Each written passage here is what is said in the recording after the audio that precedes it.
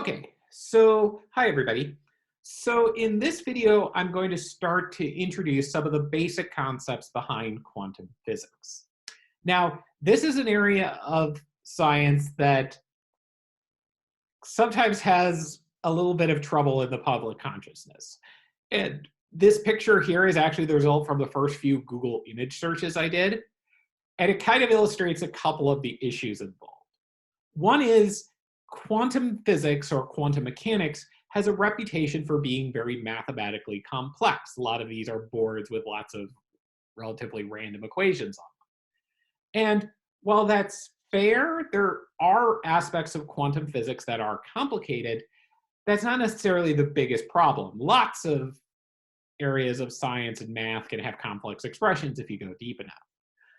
The bigger problem is that it's very hard to make quantum mechanics intuitively sensible.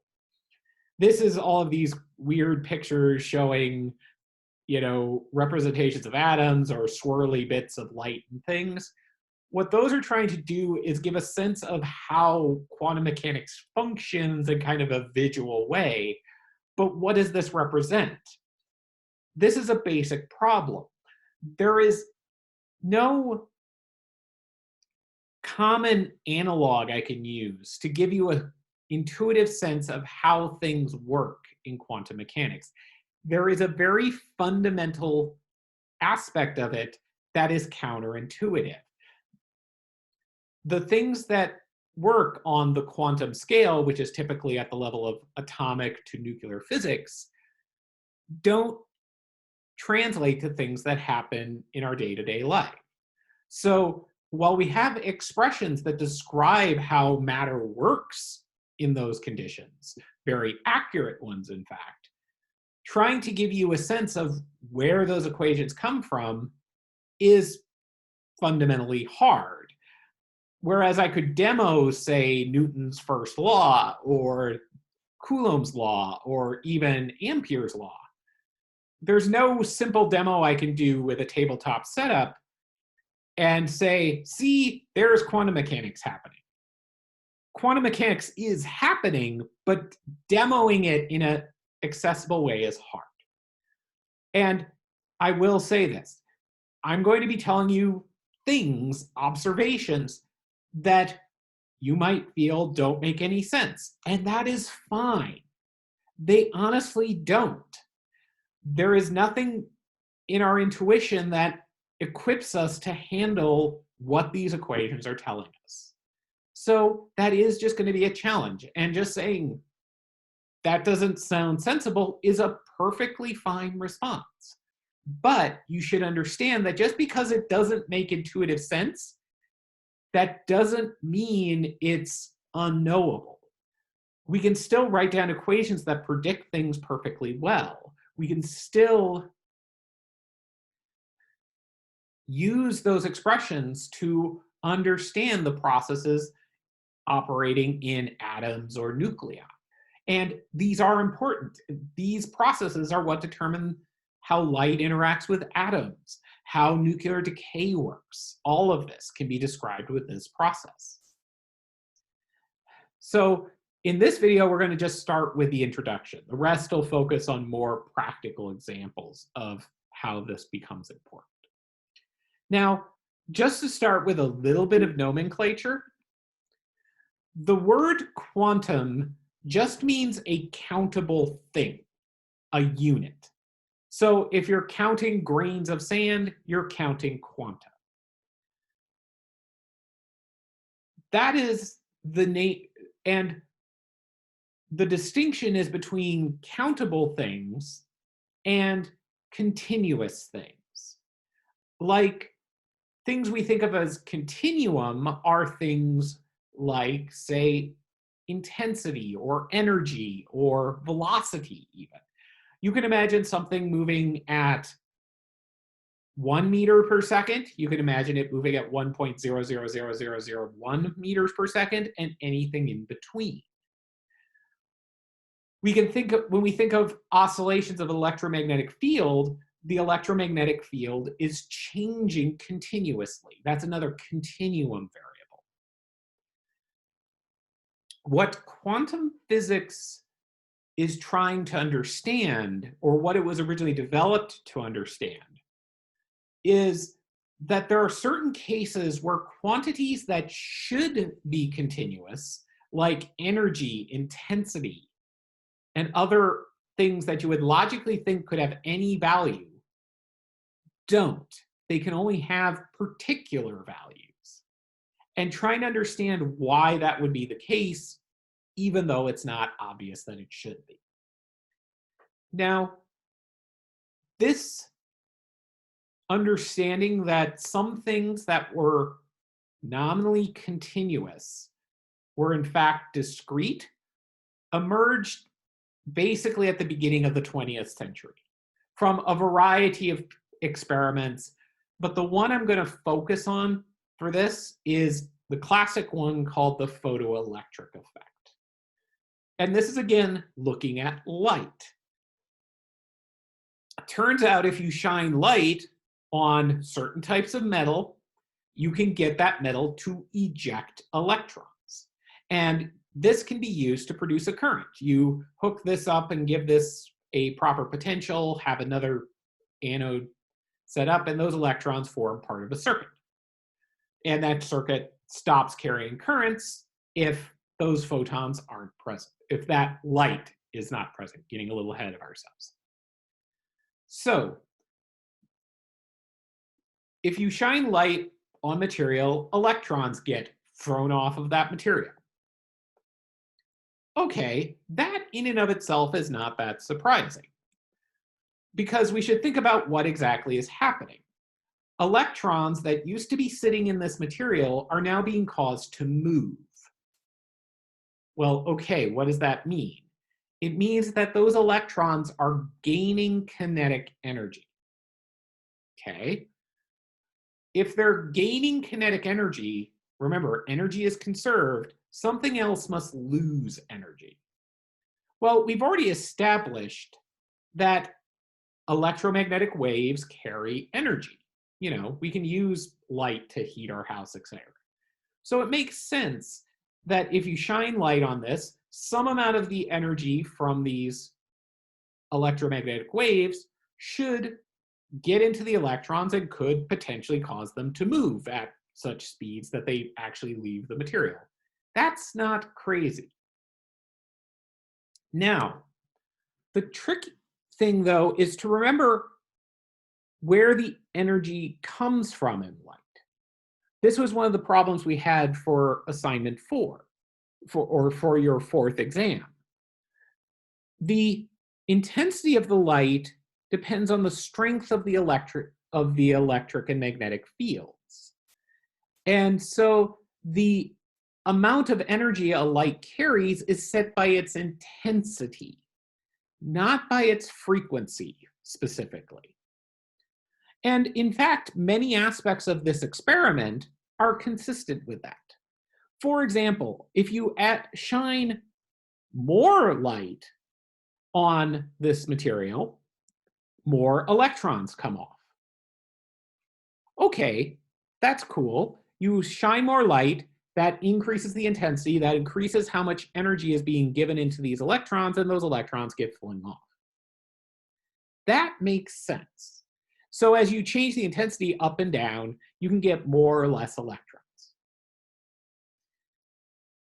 What was surprising to people was that they could also change the amount of electrons coming off if they changed the frequency or the wavelength of the light. Remember, light, frequency, wavelength, and color are all related. Green light, which is shown here, has one frequency. Orange light, or red light, has a longer wavelength and thus a shorter frequency. Turns out if you shine longer wavelength, lower frequency light on this material, no matter how intense you make it, the electrons don't leave. The electrons are only ejected if the frequency of the light is above a threshold. That's surprising from a classical electromagnetic point of view, because sure, the frequency probably has some effect on how it interacts with materials, things have color, but if I shine, why is it that only light with certain frequencies can eject these things? That's a strange result. And the thing is, even if we look at just where this does happen, there's another connection between the properties of these electrons and the frequency of the light that's coming in. This is a plot from your textbook showing the kinetic energy of those electrons as a function of the frequency of the light you shine on them. Now, at low frequencies, nothing comes out. At higher frequencies, things come out, but it turns out that how fast these electrons move is related to what the frequency of the light is. If you shine in high frequency light, the electrons are moving quickly. They have high kinetic energy. If the light is lower in frequency, they don't move as fast. So they have lower kinetic energy. This is very strange because, again, why is frequency even involved? And it seems to have a direct connection with how these electrons are getting the kinetic energy. So why is this happening? And people spent a long time trying to figure this out. This is really not something that can be explained with classic electromagnetic waves. Because if you imagine a classic electromagnetic wave, which is an oscillation in electric field and magnetic field, that oscillating electric field should take all of the charges and yank them all up and down more or less the same amount. I mean, yes, it'll vary depending on how deep into the metal you are, but they should all be pulled back and forth. That is, this process should affect them all equally. So it's weird that just a few electrons come out. You'd think like you either have enough energy to basically rip them all out, or not enough to rip any of them out. Now, again, you can maybe go, well, some of these electrons might be closer to protons, they might be held better, there's ways around it, but there is something fundamental here. What is so special about these electrons that are getting ejected? Why is the energy of this electromagnetic wave going into some electrons and not others? That's a way to think about it. Why is that happening? Maybe some electrons are just about to leave, you might think, but this speed at which things leave is actually pretty consistent. You don't lose those electrons when they're the first ones to go. Something else is going on.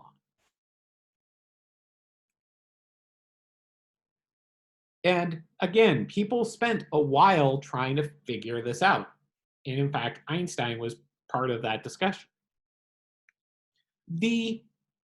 Turns out that the way it worked out to explain this, and if you don't think this is a reasonable explanation, that is perfectly reasonable. Nobody thought this was reasonable when it first came out. It was the idea that energy can only be transferred from the electromagnetic wave to other things like electrons in discrete chunks. That is, you aren't able to distribute the energy from, or you aren't able to transfer the energy in arbitrary ways. You can't move all of these electrons by a small amount. The only way that the electromagnetic wave can either gain or lose energy is in discrete steps. That is, there is this, and what is that step?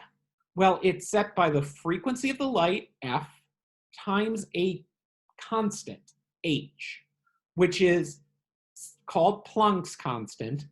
It's 6.26 times 10 to the minus 34 joule seconds. This is a tiny number. We don't notice this most of the time because most of the time the electromagnetic wave has so much energy that these stepwise processes don't matter all that much. You're giving many of these units of energy to whatever you're handing them to. So what we call these little units of electromagnetic wave, these units of electromagnetic energy, these are what we call photons. Now, photo is the word for light, and you just make anything an on to make it a particle. So this is a little unit of light, a photon. And just to say, I'm going to try to be clear and not call them necessarily particles. All I'm saying is there is something about electromagnetic waves that mean they can't transfer their energy continuously. They can only do it in well-defined steps. Now, since the energy depends on intensity, the intensity of light is basically a measure of how many of these things you have flying around in your wave. But so the intensity does depend on how many of these you have, but the energy of each individual one of each of these steps depends on the frequency of the wave. Okay?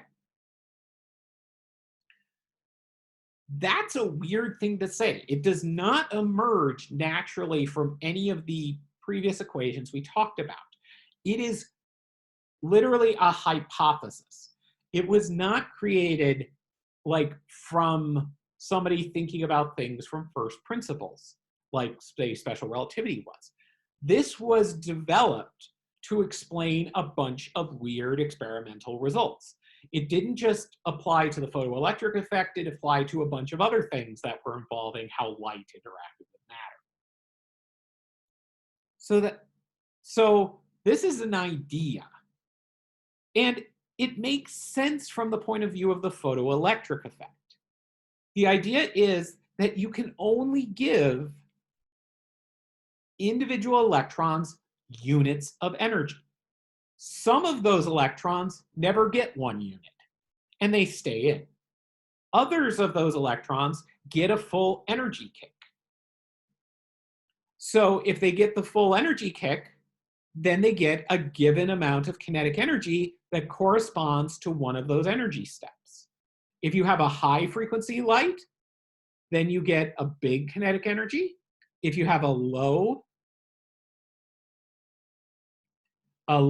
longer wavelength, lower frequency, then you get a smaller amount of kinetic energy. And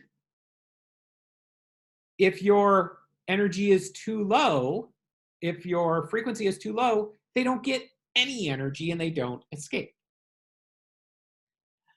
Now, just to say, you could say, but well, wait, what if I shine enough light that these get a couple of units? Yes, that works. People do this. You can actually get the photoelectric effect to happen at below normal wavelengths if you shine really intense light. But this involves a different sort of interaction between the electrons and the material, which is much less efficient. So in practice, the flux you get is basically null. So that works. That's a reasonable explanation for the observations. It does say electromagnetic theory is incomplete because it's not built in there. But you could just say, okay, electromagnetic waves can only transfer energy of discrete units. And we could just say that. Why is that the case? Why is Newton's second law the way it is? It's just the way the world works.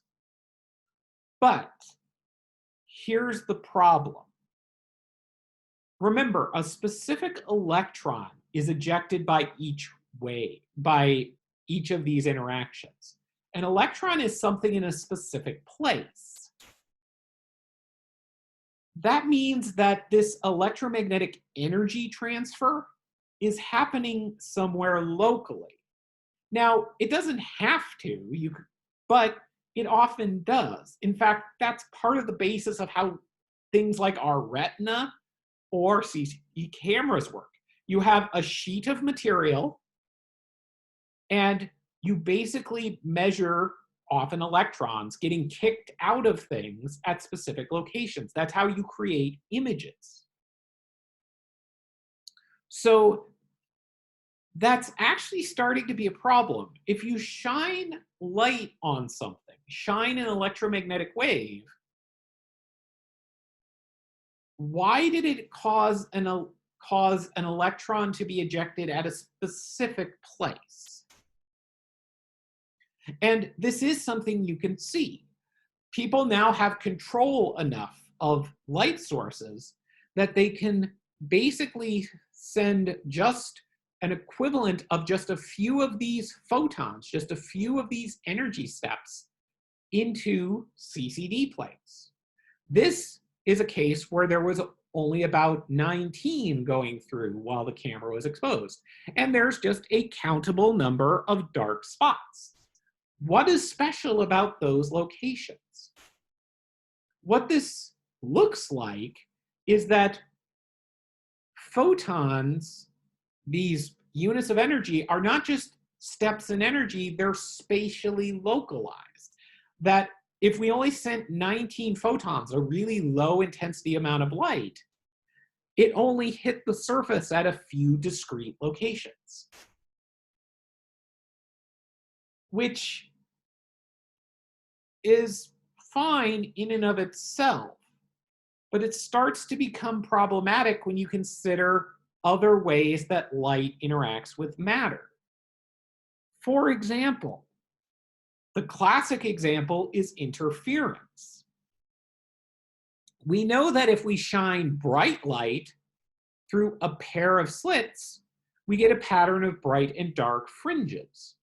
And that is happening because some amount of the light goes through one of these through one of the cracks, some amount of light goes through the other, and those two things interact with each other, depending on the wavelength of the light.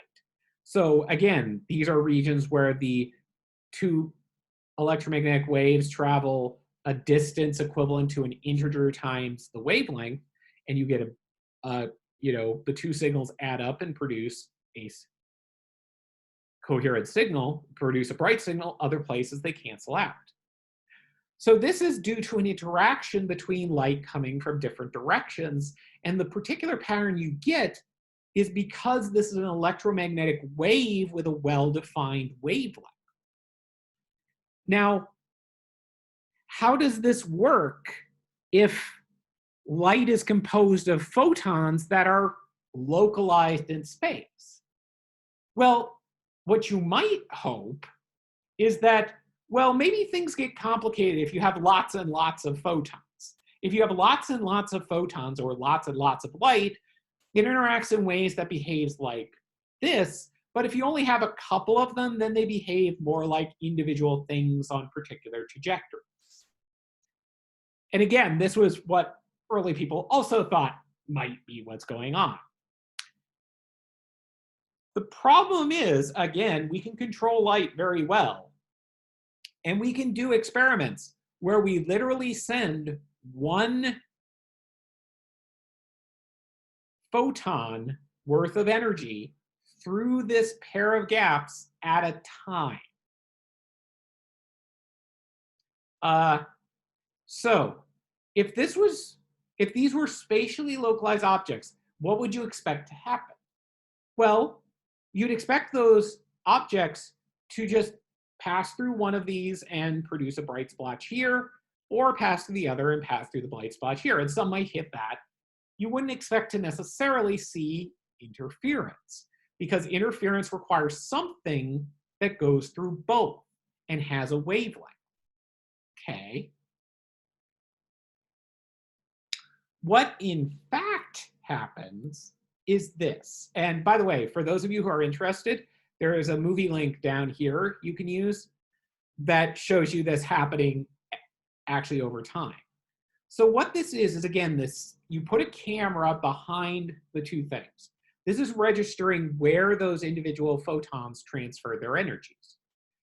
And each one comes through and hits a different place. And as time goes on, more and more hit it. And so this is when you had 19 of them. They're more or less randomly scattered.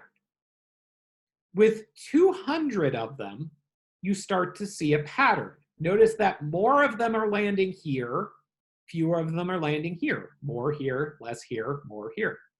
If you count 5,000 of them, you see the interference pattern. You see regions where there's lots of them, with a region where there's very few, another region where there's lots, very few, lots, very few. Again, all of these photons went through more or less independently. This is weird. This is not something sensible. Each of these photons of each of these bits of an electromagnetic radiation produced a blip on a specific part of the CCD, but their average distribution showed an interference pattern.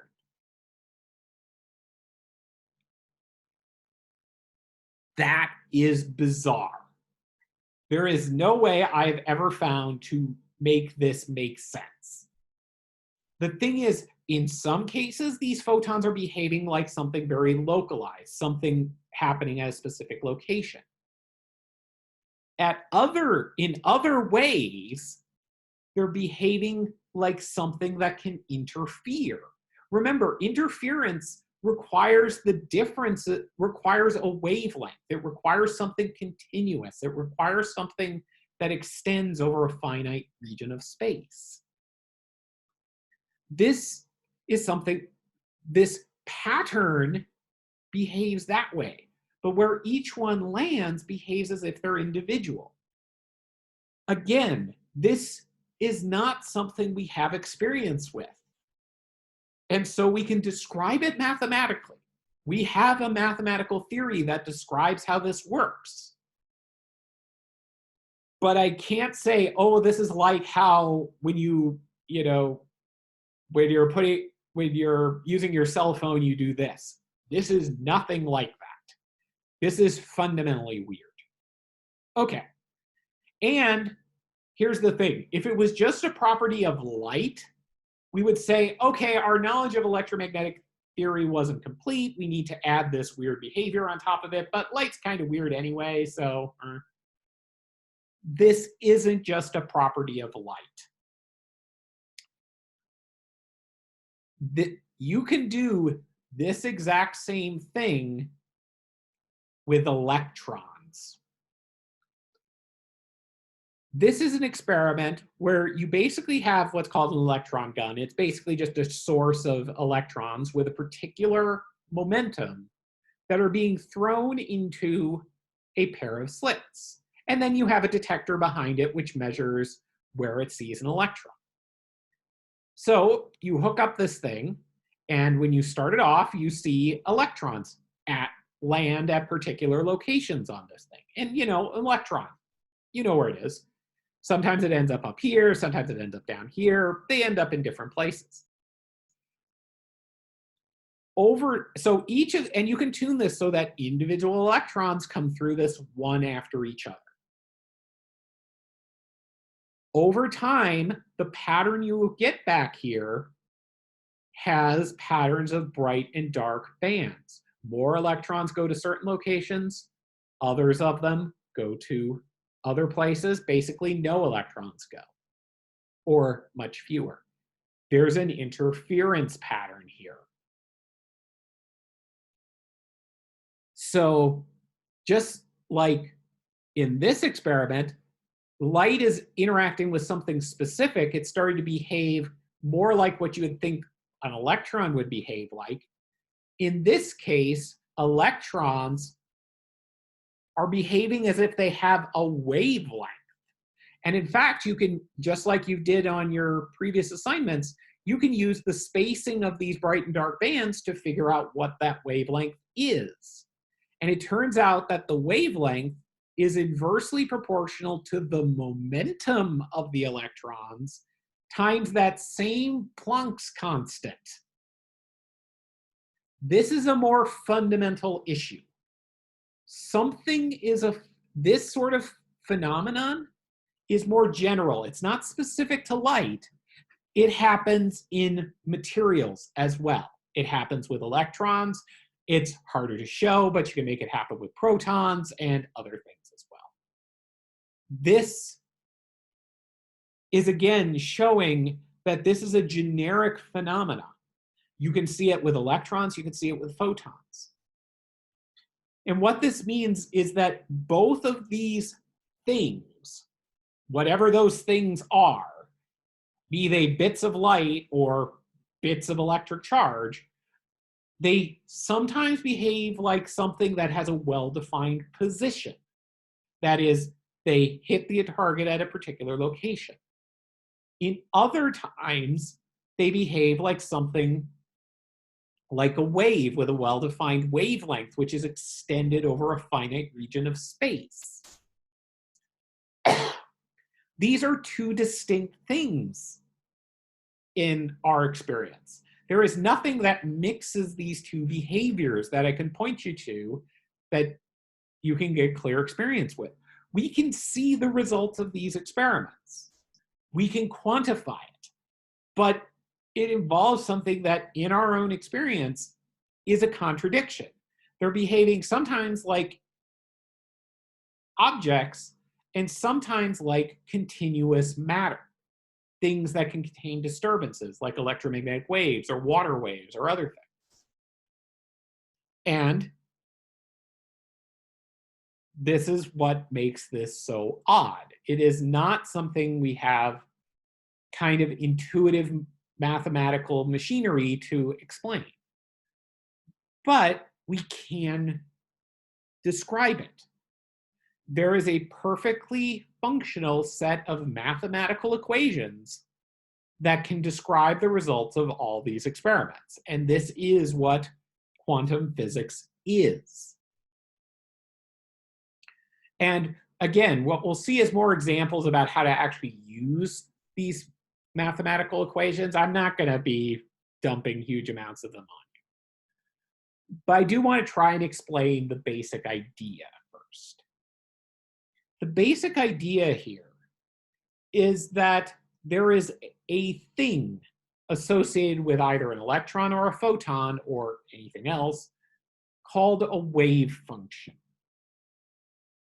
The wave function is basically a function in space that describes the probability that a particle is at a given location.